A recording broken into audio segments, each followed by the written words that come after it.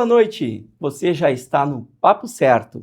O nosso programa, você já sabe, é totalmente focado em quem faz o Brasil acontecer. Aqui você encontra muito insight, debates, dicas, sugestões sobre temas relevantes do empreendedorismo, economia e gestão. Você sabe, pode nos acompanhar aqui no 524 da sua Claro TV, também no YouTube do Papo Certo e no Instagram, @papocerto.com.br. Sejam bem-vindos!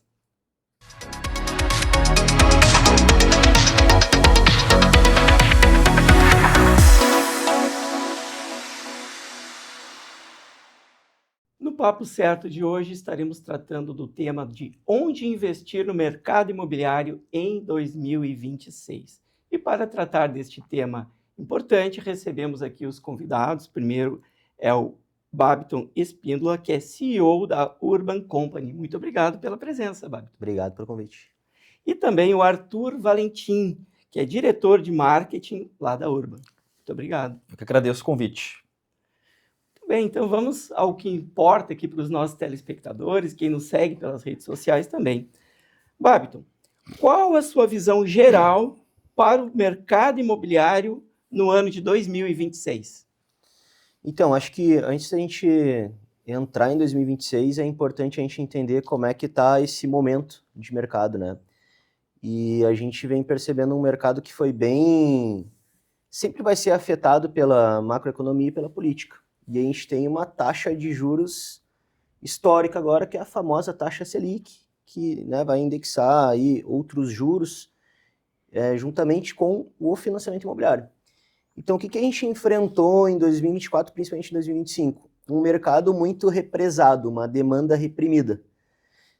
Eu tenho estatisticamente uma quantidade X de pessoas que compram imóveis por ano. E com uma taxa de juros muito elevada, muitas pessoas deixam de comprar o imóvel nesse ano de taxa de juros elevada. Então, vamos supor que esse número seja 100 mil. Eu tinha 100 mil pessoas para comprar imóvel, 50 mil compraram só. 50 mil pessoas não compraram, que vão comprar no que vem, junto com os outros 100 mil.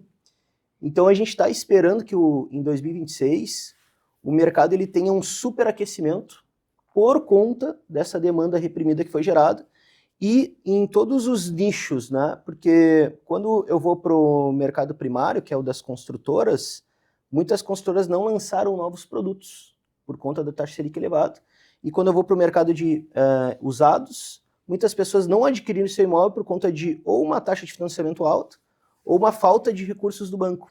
Então, naturalmente, isso se ajeita ao longo do tempo, porque a economia é cíclica, e a gente possivelmente vai ter um 2026 super aquecido do mercado imobiliário, em Porto Alegre, no Rio Grande do Sul, demais, mas eu acho que no Brasil inteiro, porque a taxa de juros, ela regula muito isso. Então, a gente está esperando que 2026 seja um dos melhores anos até então, assim, desse último ciclo de economia, né? Estamos bem positivos e confiantes em relação a isso.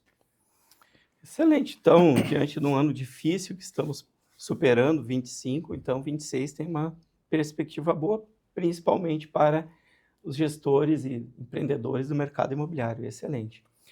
Arthur, quais as principais tendências de marketing imobiliário que devem bombar no próximo ano?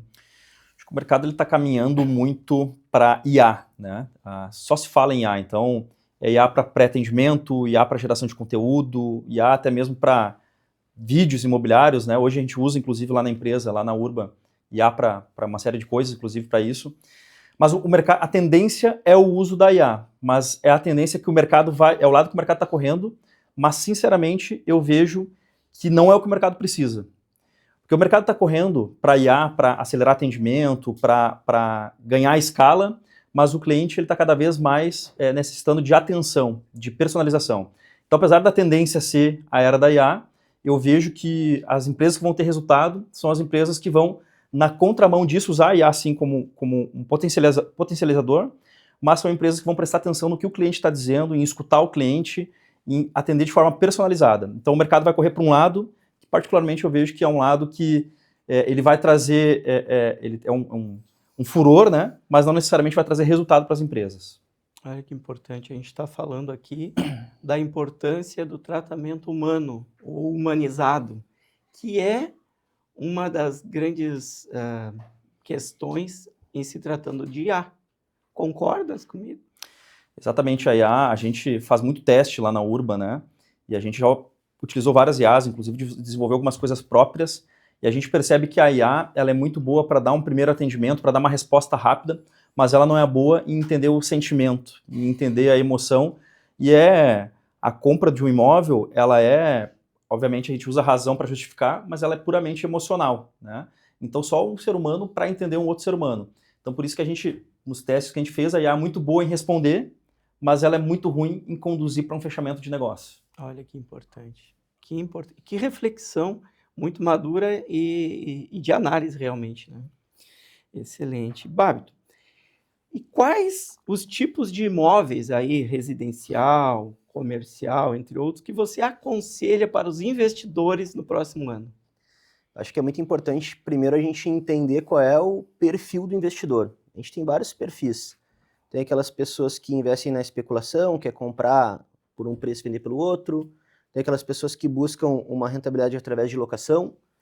Tem hoje uma coisa nova no mercado, que é o famoso short stay, que é a gente disponibilizar um imóvel para locação através das plataformas como Airbnb, Booking, entre outras, né? Então, é uma coisa que eu gosto de analisar muito, e é o que a gente recomenda lá na nossa imobiliária também, é a gente analisar o perfil do investidor. Porque eu não posso sair te fazendo uma oferta sem entender aquilo que tu busca. Mas eu diria que, assim, qual é a tendência, né? E hoje a gente vai pegar onde tem o maior público. Muitas pessoas desejam investir em alguma coisa, algo que dê uma rentabilidade, é o famoso ganhar dinheiro dormindo. Tá? E a gente está enxergando uma tendência que já vem se concretizando ao longo dos últimos anos, que é o investimento em imóveis que vão gerar uma locação através das plataformas de short stay. Isso está muito em alta, vai continuar em alta durante alguns anos, porque o Airbnb ele é igual ao Uber. Quanto mais Ubers disponíveis tem, mais público para utilizar a plataforma se cria. E isso vem só aumentando nos últimos anos. E a mesma coisa no Airbnb. Quanto mais apartamentos disponíveis na plataforma eu vou gerando, mais as pessoas vão se adequando a essa demanda e, eventualmente, não só abandonando o hotel, mas um novo público que antes não existia. Antes a pessoa deixava de viajar, ficava na casa de um amigo, de um parente, porque não queria ficar em um hotel. E hoje a gente vê que as pessoas já estão optando pelo Airbnb de uma forma muito mais automática. Não só o público mais jovem, também o público de mais idade. Então eu diria que hoje é um negócio que está super em alta, que praticamente cabe no bolso de todo mundo, principalmente quando a gente vai falar para investir em estúdios na planta, né? Então, lógico que a gente tem vários tipos de investimento, vários perfis de investidores, mas se a gente fosse determinar um tipo de investimento hoje que está em alta, um tipo de imóvel que está em alta no Brasil inteiro, não só no Rio Grande do Sul, eu diria que são imóveis que vão te trazer uma locação através de Airbnb e vão te gerar uma receita, uma receita acima da receita comum de aluguel, né? Porque a gente sabe que tu consegue cobrar através de diárias, consegue ter uma ocupação maior, apesar de sazonal, e consegue ter um rendimento acima da média. Então eu diria que hoje é o que está em alta assim, no mercado. E vai continuar por mais tempo, que é uma tendência. Vai continuar durante muito tempo, eu acredito, porque é uma coisa que ela vai só aumentando a quantidade de usuários. E principalmente com essas novas gerações que a gente vem acompanhando, pessoas que eventualmente não querem ter carros, pessoas que eventualmente querem espaços menores para morar, com mais infraestrutura, com mais comodidade, com mais serviço, com mais tecnologia. E hoje a gente não tem a quantidade de imóvel necessário para suprir toda essa nova geração que está nascendo. Porque a geração ela vai se transformar. Sim. Então eu vou precisar ter imóveis para oferecer para essa nova geração que já não querem mais aquele imóvel grande, com uma baita cozinha, né? Às vezes pouca área de lazer, porque antigamente as pessoas escolhiam o imóvel pelo preço do condomínio. Então eu queria um condomínio barato, ou seja, eu abria a mão de infraestrutura. E hoje está completamente invertido. Ao contrário. Hoje está completamente ao contrário. Inversão na tendência, então. As pessoas estão buscando infraestrutura, apesar de saber que essa infraestrutura ela vai ter um custo de condomínio um pouco mais alto, mas é uma prioridade agora ter a infraestrutura. Olha aí, então, vários insights aqui trazidos pelo Babito. Arthur, Como a presença digital e as redes sociais influenciam na decisão de compra dos imóveis? Total, né? Hoje o cliente, antes de de chegar na ponta com o corretor, ele vem geralmente de um ambiente digital, né? Então, as redes sociais elas servem como uma espécie de vitrine. Eu costumo comparar a rede social do corretor ou da imobiliária com uma vitrine de loja, né? Então, o cliente ele já teve acesso à tua vitrine, ele já entendeu quem tu é, qual a mensagem que tu quer passar, né? Tu transmite através das redes sociais ali também credibilidade, confiança, segurança. Então, o cliente, quando ele chega para falar contigo, ele já chega muito mais confiante e seguro. Obviamente, confiante e seguro é depender do que tu vendeu lá, né? Então, por isso que é importante para as empresas, em geral, terem uma rede social que comuniquem exatamente aquilo que elas façam, que transmitam credibilidade, porque o cliente, antes de chegar na ponta para o corretor, certamente ele passou pelo ambiente digital. Interessante. E o tipo de vídeos, postagens, fotos, imagens também influencia nessa decisão? Influencia, porque é através dessa comunicação que tu tem antes de chegar no cliente que ele vai chegar mais pronto ou não para ti. Um exemplo, né? Uma imobiliária que trabalha um imóvel de luxo, um alto padrão, ela tem uma comunicação diferente de quem trabalha imóvel popular, né? Uhum. E é através dessa comunicação que ela vai filtrar o tipo de cliente que vai entrar. Então, se eu tenho uma comunicação popular, eu não posso esperar vender um imóvel de altíssimo valor, né? Se eu tenho uma comunicação de luxo, eu também não posso esperar vender um imóvel de baixo valor. Provavelmente eu vou criar uma barreira para esse perfil de cliente, né? Uhum. Então, a comunicação na rede social, ela manda muito, né? Exemplo, né? Eu vou passar numa loja, no shopping, numa loja de alto valor, vou olhar a vitrine, e essa vitrine, se ela estiver comunicando esse alto valor aqui, ela vai ser uma barreira para eu entrar na loja. Uhum. Agora, se a loja tiver uma comunicação lá mais popular, talvez eu, com um bolso menor, vou decidir entrar na loja ou não, né? Então, a comunicação na rede social, ela funciona como uma espécie de vitrine, né? Ela serve como um filtro para o tipo de público que tu quer te relacionar. Excelente. Babiton, vamos falar agora sobre regiões com maior potencial, né, de crescimento na nossa região metropolitana aqui. Crescimento, Crescimento. assim, quando a gente vai olhar para crescimento, a gente tem que olhar para a tendência, né? O que eu sempre falo? Vai haver mais crescimento onde ainda a região não foi desenvolvida, né? Então, quando eu pego bairros muito nobres, Sim. muito densos... Aí é um outro enfoque, que é o da valorização do que já existe. do que já existe, mas é uma tendência que não valorize tanto também, porque ele já está já está muito denso. Está no seu limite. Já, de repente, vai acompanhar uma valorização normal imobiliária, mas nem tanto. Quando a gente vai se distanciando disso, mas vai acompanhando tendências, que nem assim, há 15 anos atrás, a gente teve a vinda do Barra Shopping lá na Zona Sul. Então, era uma região mais periférica, mas eu tinha um shopping vindo para aquela região. Eu tinha um acontecimento naquela região. Então, naturalmente, aquela região ia se desenvolver muito nos próximos anos e ia ter uma valorização acima da média, porque era uma região de pouca valorização, de pouco valor agregado. Então, quando eu olho para desenvolvimento, eu tenho que entender o que está acontecendo nas regiões que vai puxar o desenvolvimento daquele local. Que nem a gente fala hoje muito em Porto Alegre sobre centro, sobre quarto distrito, que são regiões que até alguns anos atrás eram mais abandonadas, mas existem muitas iniciativas públicas e privadas para retomar o desenvolvimento dessas regiões, trazendo mais demanda e valorização.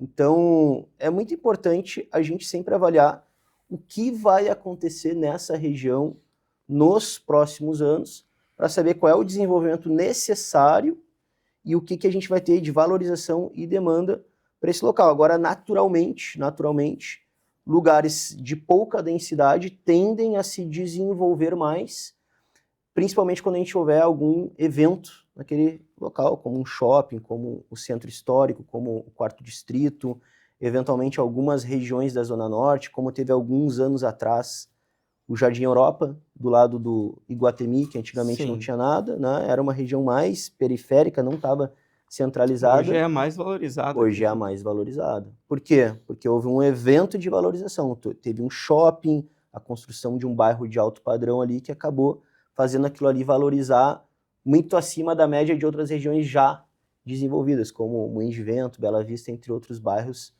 de alto padrão, que a gente chama, né? Então é buscar esses eventos aí, coisas que vão acontecer nos próximos anos, que vão trazer para nós uma maior demanda e fazer aquela região se desenvolver. Excelente, Arthur. Como a IA, a inteligência artificial, pode ajudar o investidor a encontrar oportunidades? Hoje existem diversas ferramentas de IA, né? E aí a gente tem ferramentas especializadas do mercado imobiliário, assim como a gente tem ChatGPT da vida, né? E o investidor pode, desde uma simples pesquisa num GPT, perguntando... Porque assim, quando a gente fala sobre investimento imobiliário, né? A gente fala que são três os principais pontos do investimento imobiliário para entender se vai valorizar, né? É localização, localização e localização. 3 pontos importantes. Localização é o mais importante, né? E através de uma pesquisa simples do ChatGPT, tu pode perguntar para ele quais são os negócios que estão para surgir nessa região, qual é o preço do metro quadrado praticado hoje, o que tem que leva essa região a ser uma região que vai ter desenvolvimento ali para frente. O GPT ele pode trazer notícias sobre isso. Existem ferramentas de IA especializadas no mercado imobiliário para te dizer a média de metro quadrado daquela região, pegando como base anúncios, né? Mas eu vejo a IA como uma assistente para te trazer essas informações, mas nada, absolutamente nada, substitui o corretor de imóveis.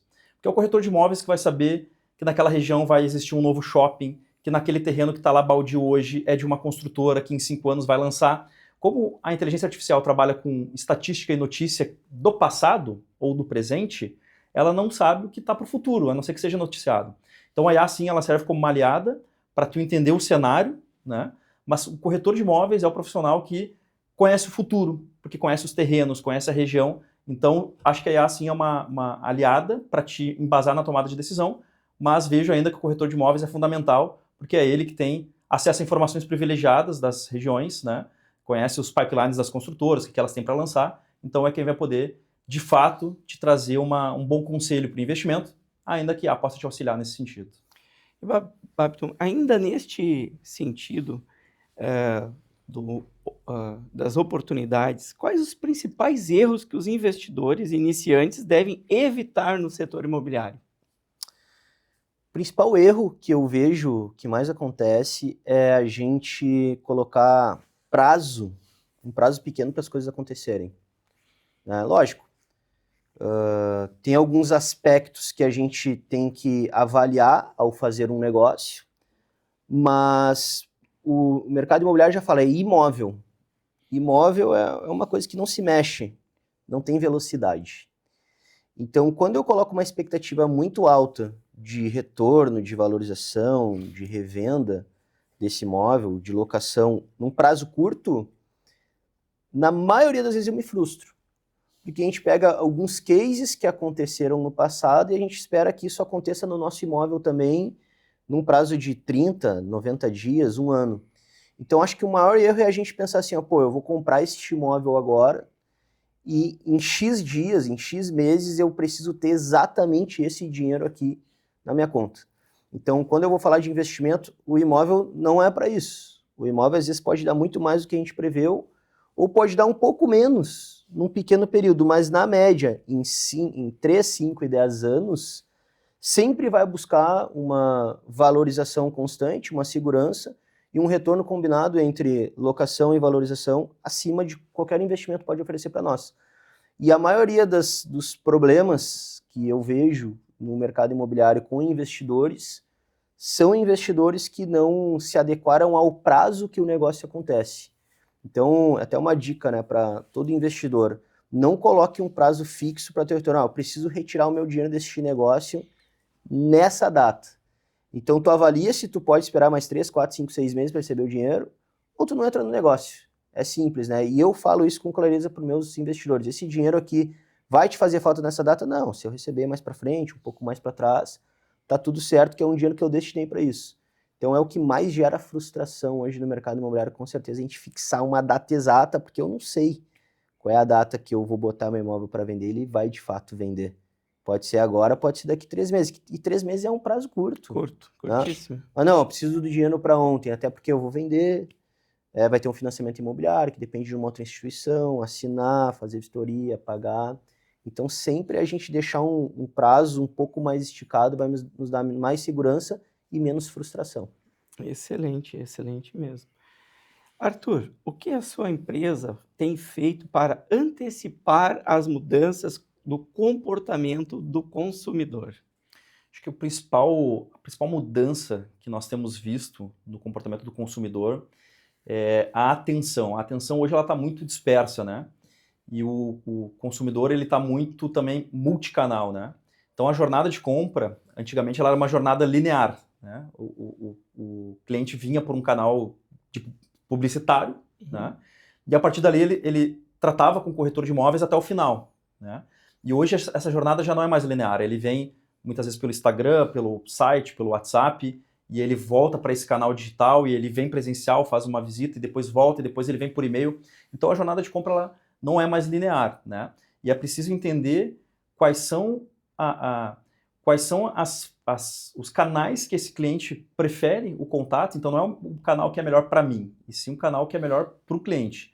Para entender esse consumidor e conseguir atender ele naquilo que é a demanda dele, né? Então, acho que o principal aspecto sobre a mudança do comportamento e o que a Urban tem feito é justamente trabalhar com a gente tem uma base de dados muito grande, a gente gera aí praticamente 50, 60 mil leads por ano, então a gente tem uma base de dados grande e usando IA para nos assistir, para entender cada vez mais essa jornada de compra e entregar para esse cliente conteúdos, régua de relacionamento que realmente faça sentido para ele, né? E que também ajude o corretor a entender melhor esse cliente e converter mais. Então, acho que o ponto central de tudo é entender que hoje há a gente não pode mais massificar a comunicação ela precisa ser personalizada. E é uma coisa que a gente entendeu muito bem lá na Urban e tem trabalhado nesse sentido para cada vez mais personalizar a comunicação e com isso atender bem o cliente e também trazer ferramentas para o nosso corretor vender mais. Babiton, a construção sustentável e tecnológica é um diferencial ou uma obrigação? Então, acho que a pergunta já contém uma parte da resposta, né? Com certeza é um diferencial que está se tornando uma obrigação para aquelas empresas que querem crescer. Por quê? Assim como eu falei agora anteriormente, a gente está vivendo uma nova geração, uma geração das facilidades, uma geração da tecnologia, onde tudo acaba sendo mais fácil. Por exemplo, a maioria dos novos empreendimentos ele tem um mercado dentro, para evitar que o condômino ele tem que sair dali para comprar coisas básicas. Mas quando eu paro para olhar, não só no mercado imobiliário isso é um diferencial. Por quê? Quando eu vou para a empresa de carro elétrico, por exemplo, a Tesla, a Tesla ela une a sustentabilidade através da energia renovável junto com a tecnologia, né? Porque ela entrega um carro lá que inclusive dirige sozinho. Isso acaba virando uma marca. E essas grandes marcas são as que mais tiveram mais valorização, mais procura por esse tipo de produto nos últimos anos. E quando a gente vai para o mercado imobiliário é a mesma coisa, por quê? É um outro produto, mas a gente está falando da mesma geração, que é não só a geração Z, né? Todo mundo que busca por facilidade, por sustentabilidade, por tecnologia. Então, quem vai se diferenciar isso que o público está buscando hoje são aqueles empreendimentos, aquelas construtoras que conseguirem entregar esses diferenciais, que é o que o público está procurando, porque muitas vezes qual é o motivo dela se mudar? Para ela buscar no novo imóvel aquilo que ela ainda não tinha no imóvel atual. E tem pessoas hoje fazendo um movimento de se mudar para o imóvel com a mesma metragem, ou até mesmo menor, porque esse novo imóvel tem todos esses recursos que o imóvel antigo não tinha. Então, respondendo à pergunta, é um diferencial e, ao mesmo tempo, está se tornando uma obrigação para as consultoras entregar esse tipo de inovação nos seus empreendimentos. Excelente. Então, é as duas coisas. As duas coisas. É um diferencial e uma obrigação. Exatamente. Se quer crescer. Arthur, um tema bem polêmico, na minha opinião, né? Quais os grandes desafios de comunicar o valor de imóveis de alto padrão para o público-alvo? Acho que o principal desafio é que a gente falou antes, né, o comportamento do consumidor ele está mudando, né, em todas as faixas, né? E o corretor ele está muito acostumado a comunicar metro quadrado, a comunicar quartos, a comunicar preço e não comunicar valor. E esse cliente do alto padrão, ele procura valor, ele procura design, ele procura arquitetura, ele procura a temporalidade, ele procura coisas que é difícil mensurar através do valor monetário, né? Então, acho que o principal desafio é conseguir fazer com que a força de vendas, que está acostumada a trabalhar com preço de metro, com metro quadrado, com dois dormitórios, três suítes, ela está acostumada com uma comunicação muito técnica a entender que a comunicação para esse público ela é aspiracional. Ela está muito mais baseada nas necessidades, no desejo, nas aspirações da persona, do que baseada no metro quadrado, por exemplo. Então, é uma mudança de mentalidade que o setor precisa ter, né, tanto na comunicação de marketing, mas também principalmente na força de vendas. E eu acho que virar essa mentalidade é onde está o segredo, né, onde está o desafio, essa virada de mentalidade. Excelente. Você usou uma expressão nova, Aspiracional. aspiracional. Olha aí, tem que saber qual é a aspiração do consumidor. Excelente. E, Babiton, É assim que a gente antecipa as tendências. Com o Arthur estudando e trazendo essas inovações para a gente. Aspiracional. Essa é novidade para mim. Muito bem. Babiton, você já falou anteriormente, mas agora uma pergunta mais específica. Como a taxa Selic e o cenário econômico geral impactam diretamente os investimentos em imóveis? Então, a taxa Selic é uma taxa básica de juros, né, que determina juros em outros segmentos, como um exemplo do financiamento bancário. Então, quando a taxa Selic está muito alta, a taxa de juros do financiamento para adquirir um imóvel está mais alta, ou seja, a parcela para comprar imóvel é mais alta. E isso tem um reflexo muito grande no mercado imobiliário, por dois motivos. O primeiro motivo parte do mercado imobiliário ele é investidores. Parte do mercado imobiliário ele é o comprador final, aquela pessoa que vai morar no imóvel. E quando eu pego a taxa Selic, ela regula também o quanto de rendimento o banco me paga sobre o meu dinheiro, que está lá parado, também está alto. Então, o investidor ele pensa assim, vou comprar um imóvel sem saber ao certo que rentabilidade vai me dar, apesar de ser seguro e rentável, não tem a previsibilidade exata, ou eu deixo o meu dinheiro aplicado sabendo que a aplicação está me dando uma boa rentabilidade hoje. Então, o investidor ele tende a buscar o conforto.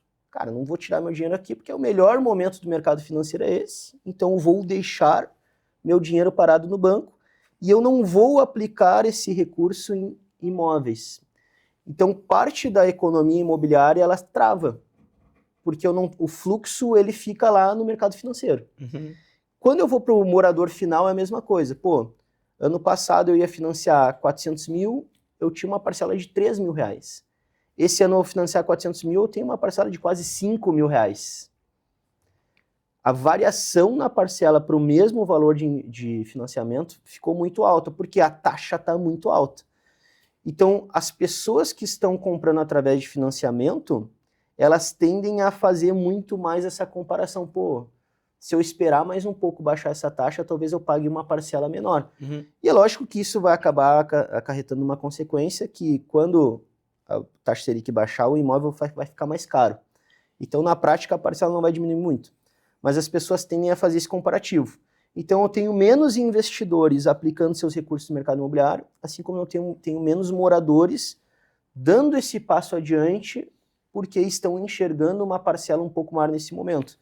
Então, o impacto disso é um impacto muito alto, com certeza, e é por isso que no começo ali do programa eu falei que 2026 tende a ser melhor, porque o próprio Copom já anunciou uma tendência de baixa da taxa Selic, não aos patamares que a gente viu lá na pandemia, que era muito baixo, mas já diminuindo gradativamente, que vai possibilitando os investidores começar a tirar o dinheiro do banco devagarinho para botar mais no mercado imobiliário, que é um mercado muito tradicional, e as pessoas dando esse passo adiante para adquirir sua moradia, porque vão começar a encontrar no futuro uma parcela um pouco menor. Então impacta profundamente.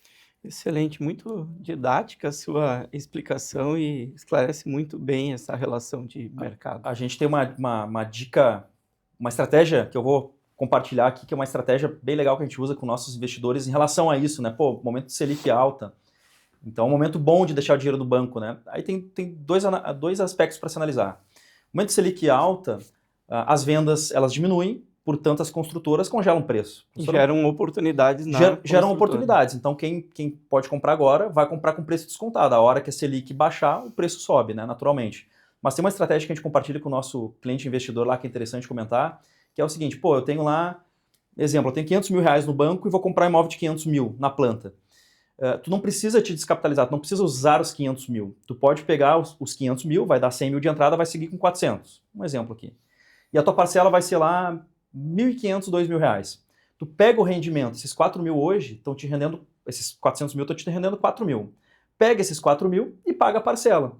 Então, através da rentabilidade que tu está obtendo na tua aplicação bancária, tu faz outro investimento que é no mercado imobiliário, comprando a um preço descontado. Então, essa é uma estratégia que a gente compartilha lá com nossos clientes investidores, que é uma estratégia smart, né? Uma estratégia inteligente para tu unir os melhores dos dois mundos, né? Ao invés de tu ficar só com aquele dinheiro ali, tu investe também no mercado imobiliário, que vai ter certamente uma alta valorização. Acho que é uma estratégia bacana de se compartilhar para todos. Bem inteligente, tem tudo a ver com a minha próxima pergunta, Arthur. O que o marketing de relacionamento, né? O que é o marketing de relacionamento e como ele se aplica para fidelizar clientes e investidores? Este é um exemplo.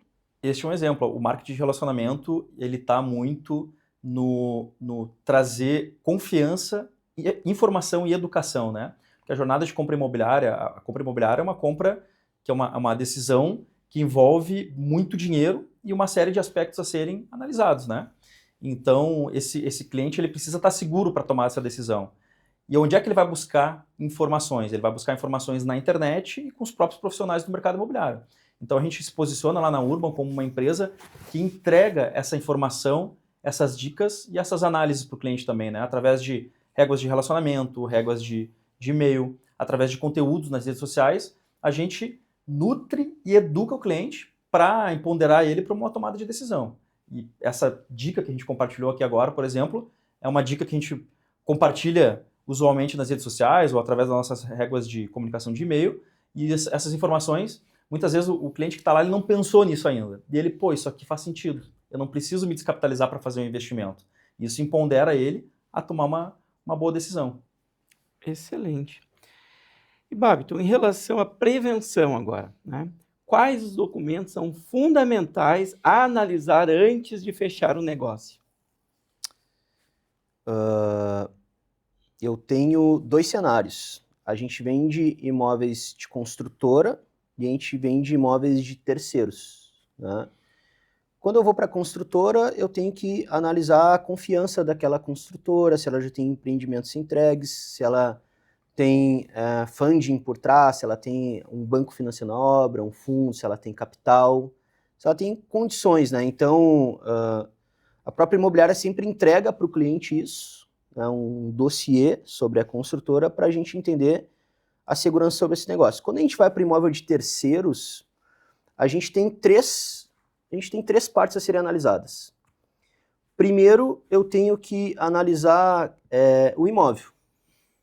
Então, tem uma série de certidões negativas, que geralmente a nossa imobiliária tem uma assessoria jurídica para o nosso cliente, que faz todo esse dossiê de documentos, para saber se não existe nenhum impedimento daquele imóvel em ser comercializado, vendido, transferido para outra pessoa.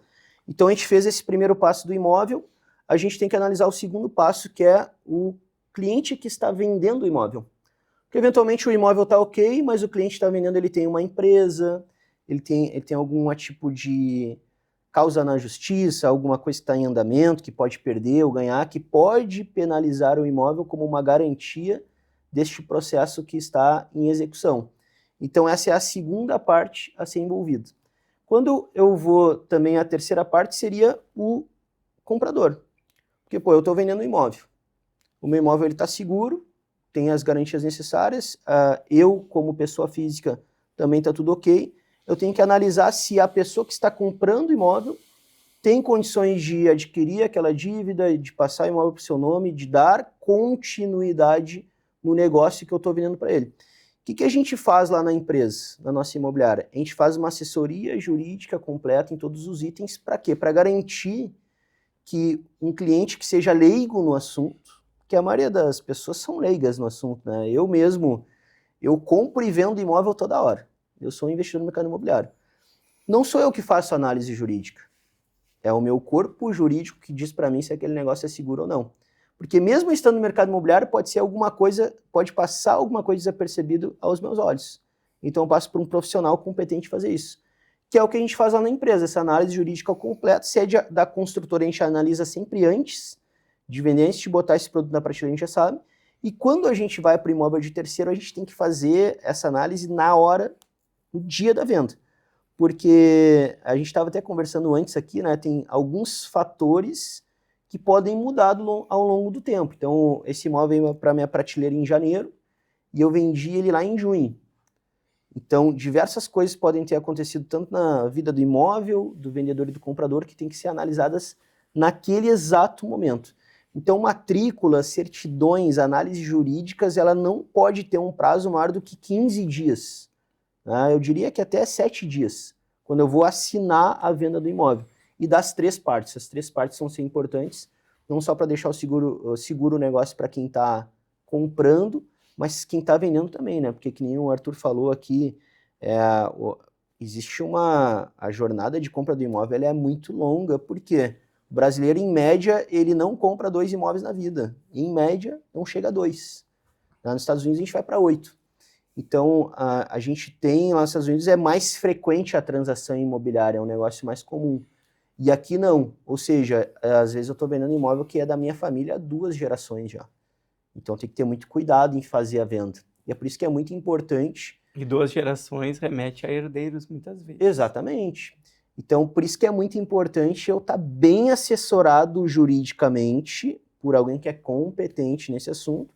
E uma grande imobiliária assim como a nossa oferece isso de forma gratuita para os nossos clientes fecharem negócios seguros. Excelente, olha aí a dica importante, né? Se certificar de toda a documentação das 3 partes, comprador, vendedor e principalmente do imóvel, né? Excelente. Arthur, existe um perfil de comprador ideal para o mercado de lançamentos? Hoje não existe um perfil único, né? Hoje existem diversos nichos no mercado, né? Tem um imóvel... Eu vou dar só um exemplo que eu acho que contextualiza bem. Dentro do segmento Minha Casa Minha Vida hoje, por exemplo, existem várias faixas, vários nichos diferentes. Hoje o segmento Minha Casa Minha Vida vai até rendas de 12 mil, imóveis de 500 mil reais. Então, é diferente da pessoa que está comprando imóvel de 100 mil reais com uma renda de 3. Então, só dentro do segmento Minha Casa Minha Vida eu tenho vários perfis diferentes do comprador. Então, não existe um perfil único, eu não posso generalizar isso. Existe, o que o mercado geralmente faz é estudar para aquele produto que tu tem, para aquela região, o que aquela região demanda, o que aquela região tem de interessante para poder estudar o produto a ser desenvolvido dentro daquele terreno e aí atendendo a um público específico. Então, não existe um perfil único, ele vai muito de acordo principalmente com a região, né, o que aquela região oferece de facilities. Por exemplo, se eu vou construir um edifício na Bela Vista, aqui em Porto Alegre, que é um bairro super nobre aqui, eu obviamente não vou construir Minha Casa Minha Vida, porque eu tenho público para comprar e pagar o quanto Bela Vista cobra, né? Então, está muito mais em entender as pessoas, entender o público para aquele empreendimento do que olhar de uma maneira generalizada, né? Eu acho que o mercado está caminhando cada vez mais para isso, para hiperpersonalização. Acho que as pessoas estão buscando isso e o mercado está entendendo e está caminhando para esse sentido. Outra expressão interessante do Arthur, Personalização. Personalização. Olha aí, vendo e aprendendo. Hiperpersonalização. Mas realmente, essa é uma tendência, não é? Mas que não é todo mundo que se dá conta disso, né? Se o corretor que está assistindo quiser atender todos os clientes iguais, ele provavelmente não vai ter resultado ou não vai ter o resultado que deseja, né? É preciso entender que para cada nicho existem subnichos e dentro desse subnicho existem pessoas que são diferentes, que têm necessidades diferentes e aquele velho ditado, né? A gente tem 2 ouvidos e uma boca, né? Na verdade, 2 orelhas e uma boca, né? Então a gente tem que ouvir mais e falar menos, né? E para poder prestar um atendimento de qualidade e indicar um imóvel adequado, a gente precisa ter uma escuta ativa para poder prestar um bom atendimento. Excelente. O Arthur trazendo as inovações, né? Muita inovação. E qual a importância da infraestrutura urbana, transporte, lazer, na escolha de um imóvel para investimento? Então, eu acho que a gente vem na mesma linha desde o início, né? Que é a nova geração. Então, antigamente, as pessoas desejavam o quê? Um amplo espaço. Então, uma casa com pátio, com muito terreno. E isso geralmente não se encontra na área mais adensada da cidade. Vai se encontrar nas regiões mais periféricas, às vezes até em outra cidade, que nem a gente vai para Viamão, Gravataí, Cachoeirinha, extremo sul da cidade, onde tem esses condomínios maiores, né? E hoje não. Todo mundo hoje quer estar a poucos passos daquilo que tem que fazer. Tu quer estar a poucos passos do trabalho, tu quer estar a poucos passos da academia, tu quer estar a poucos passos do restaurante que tu vai, do veterinário do teu pet, enfim. Então, quando eu vou olhar para investimento, liquidez principalmente, eu tenho que dar acessibilidade para as pessoas. Tanto é que hoje tem um termo que se utiliza, que até está se tornando um termo universal, que é o walkability. Qual é a medição de walkability desse empreendimento? Tem um site na internet que tu coloca lá a pontuação. Quanto mais pontuação de walkability tem o empreendimento, mais ele vai ter liquidez, mais ele vai ter procura. São as facilidades nas proximidades. Quanto eu consigo fazer as coisas a pé. Né? Então, quanto eu tenho uma padaria, um veterinário, um restaurante, um ponto de ônibus, entre outras facilidades do meu dia a dia, o supermercado, o meu dentista, a veterinária que eu levo o meu pet. Então, essa infraestrutura urbana, ou ela já tem que existir, ou ela já tem que estar perto de existir, quando eu vou olhar para investimento imobiliário. Porque é o que o público novo está buscando. Seja quem vai alugar esse imóvel no futuro, se eu quero buscar um investimento para locação, ou quem vai querer morar no futuro. Porque hoje é uma tendência, inclusive, as pessoas não terem carro, né? Então, tem muitos empreendimentos hoje sendo lançados que não tem mais vaga de garagem, por exemplo. Em algum momento não tinha, depois se tornou um luxo, um empreendimento que tinha, depois se tornou uma necessidade, e agora está se tornando hoje de novo algo que não é tão necessário em alguns empreendimentos que buscam esse público mais jovem. Mas, então, a infraestrutura ao redor desse empreendimento acaba sendo ainda mais necessária. Excelente. E Arthur, como o marketing de conteúdo pode educar o investidor a reduzir o risco de maus negócios? Principalmente, eu acho que é uma coisa que a gente investe bastante lá na Urba, né? A gente como uma empresa que tem um setor forte de investimento imobiliário, a gente busca, antes de oferecer um produto, estudar esse produto, fazer uma análise de cenário e entender se esse produto de fato, porque assim, o mercado oferece diversas possibilidades, né? Diversos empreendimentos, diversos investimentos. Então a gente pega aqueles que a gente entende que tem maior potencial de valorização para poder oferecer. E dentro disso a gente gera conteúdos que trazem informações e dados que mostram por que esse empreendimento vai valorizar, né? Então é através do marketing de conteúdo que a gente, voltando naquela tecla anterior, a gente educa os clientes, né? Hoje eu vejo o corretor de imóveis, a imobiliária, ela é muito mais uma fonte de educação, é muito mais uma fonte de informação do que uma fonte de venda. Então a gente fala muito na venda consultiva, né? Que é entender o cliente, analisa, entende o que existe, busca dados, monta e leva para ele de volta.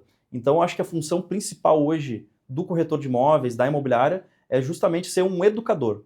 Hoje a venda está muito baseada em educação. Então, primeiro eu educo o cliente para ele entender o mercado, ele entender as tendências, para depois eu não vendo mais. Eu empodero ele com informações para que ele tome a decisão de compra. Excelente, quanta reflexão importante aqui nós estamos trazendo cases, exemplos, né, a vida real, né, mas também muita reflexão sobre essa mudança no mercado imobiliário. Babiton, investir em imóveis na planta ainda é a melhor opção considerando risco e retorno? Quando eu encontro uma construtora confiável, o risco ele fica mitigado, ele praticamente não existe, né? Porque em algum momento vão me entregar aquilo que eu estou pagando. Por que eu acredito que o imóvel na planta é um excelente investimento e eu invisto muito em imóvel na planta? Porque ele é uma porta de entrada mais fácil. Se eu analisei a construtora, ela é boa. Se eu analisei o imóvel, ele tem os itens necessários para ter liquidez no futuro. Se eu analisei a região, ela tem um potencial de valorizar, ou até mesmo tem demanda para aquele produto, eu tenho mais facilidade de comprar um imóvel na planta do que eventualmente comprar um imóvel pronto. Tu imagina um imóvel de 400 mil reais pronto. Hoje eu tenho que dar 30% de entrada, então eu tenho que dar 120 mil reais de entrada e eu já tenho que entrar num financiamento imobiliário, que a gente está encontrando a maior taxa de juros da história, então eu descapitalizo bastante e já tenho que pagar uma parcela alta. Quando eu vou para imóvel na planta, de mesmos 400 mil, eu tenho 3 anos para pagar esses 40% de forma parcelada. Eu vou encontrar mensais aí em torno de R$1.000 por mês, junto com entradas e reforços. E lá depois de 3 anos, quando esse imóvel vai ficar pronto, que eu vou financiar ele. Com uma taxa de juros mais adequada, dentro desses 3 anos a gente vai ter o público, vai ter identificado qual é o público que vai alugar aquele imóvel para o investidor, onde esse aluguel ele já paga a parcela do financiamento. Então eu invisto de forma fracionada durante 3 anos, o que me garante não descapitalizar, ter mais segurança, né, mais facilidade de entrar nesses imóveis.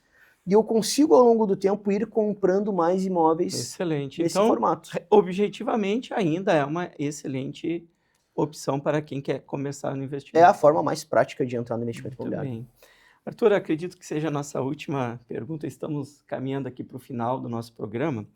Se você pudesse escolher um novo nicho de mercado para explorar com marketing em 2026, qual seria? Em 1 minutinho e meio.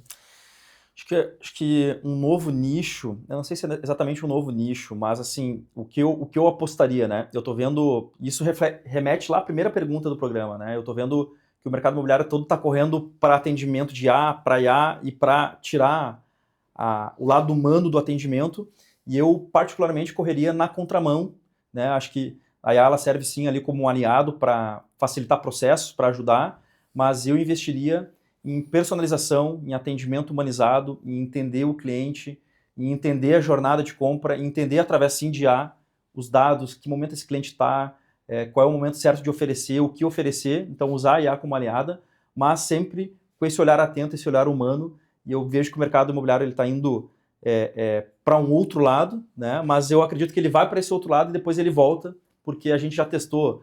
Pô, a gente lá na Urban, a gente testava IA para atendimento em 2023, né? Muito antes disso ser uma febre, a gente já testava. Então a gente já viu as possibilidades que isso pode gerar, né? E hoje usa sim IA, mas para análise de dados, para entender comportamento e foca em treinar o nosso corretor para dar um suporte melhor, para dar um atendimento melhor, porque é isso, no fim das contas, que vai fazer o corretor performar mais e o cliente se sentir mais seguro e ter, de fato, um atendimento de mais qualidade. Babiton, sua mensagem final aqui em 1 minutinho aí para quem é do mercado imobiliário. Do mercado imobiliário, cada vez ter mais consciência sobre como que o mercado está se comportando, né, quais são os investimentos que eu tenho que analisar para trazer para o meu cliente os comparativos necessários para continuar mostrando para ele que o mercado imobiliário ele é sim o mais seguro e no médio e longo prazo ele sempre vai ser o mais rentável. Excelente. Então sempre com essa visão aí de médio e longo prazo. Muito obrigado. Então agradeço aqui os nossos 2 convidados, o Babiton Espíndola e o Arthur Valentim, que compartilharam suas experiências e conhecimentos do mercado imobiliário. E agradecendo sempre a nossa fiel audiência e aguardando vocês ao nosso próximo Papo Certo. Muito obrigado, boa noite.